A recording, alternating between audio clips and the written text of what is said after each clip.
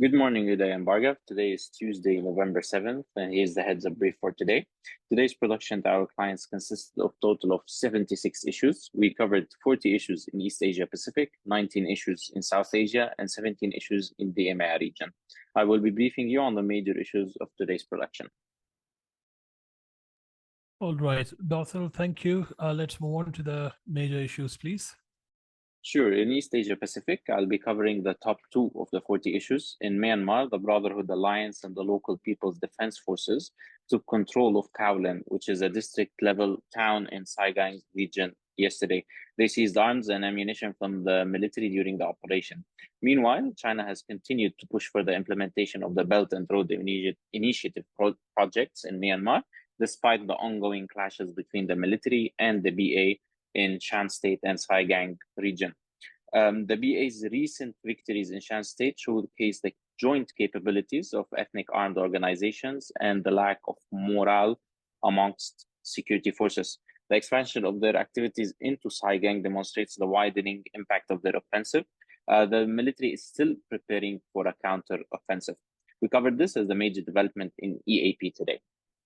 Thanks, Bassel. Let's continue to keep a close eye on this. It'll be interesting to see if members of the Brotherhood Alliance manage to hold on to areas that they have gained, and if the Chinese BRI projects to actually materialize there and China accepts them as an authority. So that will be quite interesting to see. Let's keep a very close eye on this.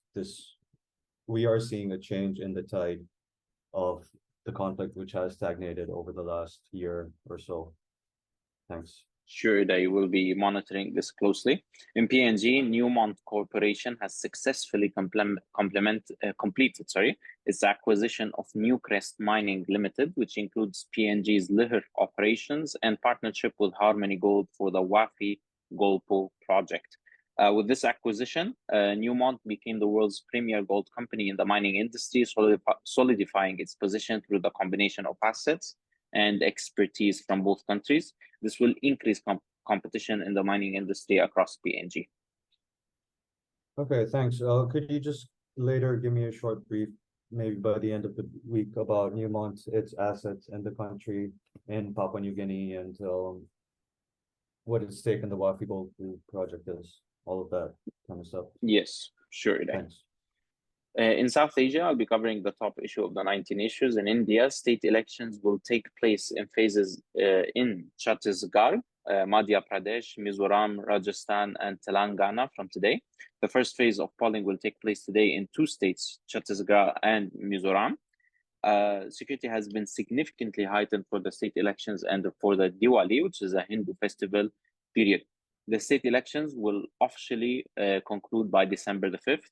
Security across the 5 states will be heightened ahead of the election in consideration of local dynamics, communal divides, and the possibility of political friction and increased insurgent activity. We covered this as the major development in South Asia today. Yes, so the security situation shouldn't be too much of a concern for the authorities, except in Chhattisgarh.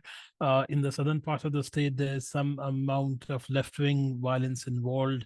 They typically target the electoral booths. Now it's an electronic voting machine. There have been instances, IED or explosives have been planted targeting the security forces in this area. However, the rest of the states, especially Rajasthan, Madhya Pradesh, and Telangana, there may be a few political clashes sporadically, but nothing of a major concern. At the same time, it needs to be noted that the state elections aren't as important as the national elections at this point, especially considering these 5 states. The state politics doesn't have a linear equation with the national politics, and they are typically under the shadows of national elections, which are due early next year. And the focus is largely on that. And the ruling BJP in the center also doesn't have a very strong platform in any of these 5 states, except being an incumbent government in Madhya Pradesh. And there's a certain degree of anti-incumbency in place this election season.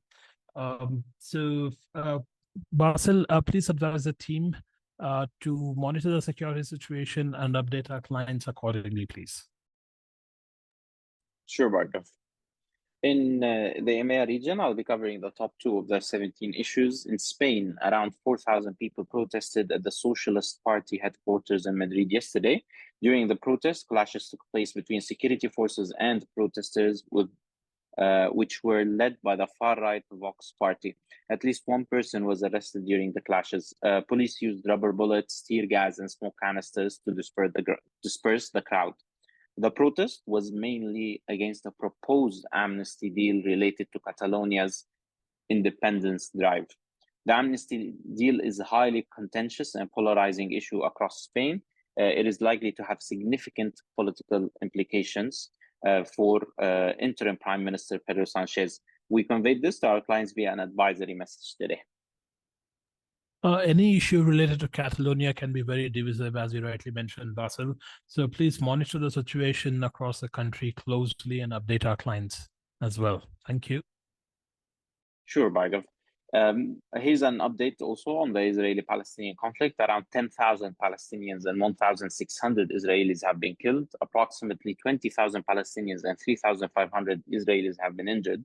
The IDF and Palestinian militant groups clashed in Tulkarem town on the West Bank. Yes, overnight, Prime Minister Benjamin Netanyahu has said the IDF will assume the overall security responsibility for the Gaza Strip after the end of the war. Netanyahu's insistence on the lack of a ceasefire implies that the war will persist. We also conveyed this to our clients via an advisory message today. Thank you for the update, Bassel. Nothing further from my end. Thank you, Bhargav. Have a good day. Thanks.